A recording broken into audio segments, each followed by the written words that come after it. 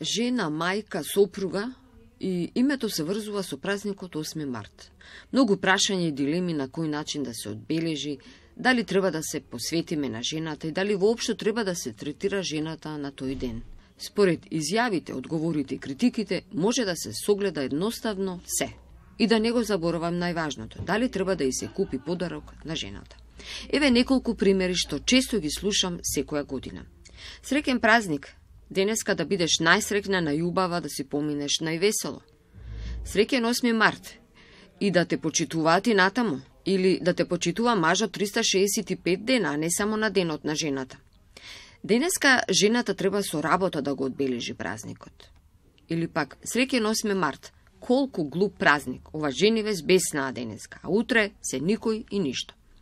Го мразвам празникот, па тој не е празник на жените, тој е на мажите. Тие се возбудени, страстни, купуваат особено скапи подароци на љубовниците. И така натаму и така натаму. Човек ке се изнаслуша милиони изјави. Едно знаеме дека Клара Цеткин и незината пријателка Роза Луксембург на крајот на 19-тиот и почетокот на 20-тиот век воделе голема борба за она што денеска се подразбира. Нивната борба доведе до првиот празник на жената во 1909 година во Соединетите Американски држави. Овој датум потсетува на пожарот во текстилна фабрика во Њујорк, во кој загинаа повеќе од 100 жени. Се верува дека тие биле чувани во фабриката за да ги спречат да штрајкуваат со другите работници. Тогаш работниот ден траел 10 часа.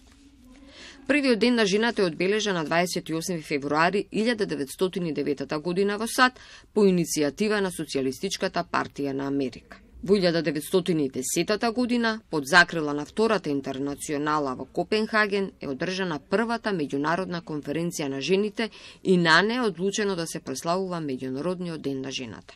Обединетите нации го прогласија 8 март за Меѓународен ден на жените во 1975 година, а во 1977 година Генералното собрание на Обединетите нации ги покани земјите членки да го прогласат 8 март за официјален празник на правата на жените и мир. Ке додадам, ако сте христијанин, дали само на Божик и на Великден ја почитувате верата или сте христијанин во текот на целата година? Ако го одбележувате денот на државноста, вие сте државјанин само еден ден во годината, или пак ако сте се родиле на тој датум, живеете само на роденденот? Или оној што го сакате еден ден, мајката, сопругата, кирката, ги сакате и ги почитувате само на 8 март? Не ми се верува што слушам и што гледам. Денот е влезен во историјата. Па кој како сака нека го одбележува, според собственото убедување, или пак на скржавите нешто не им се допаѓа празникот.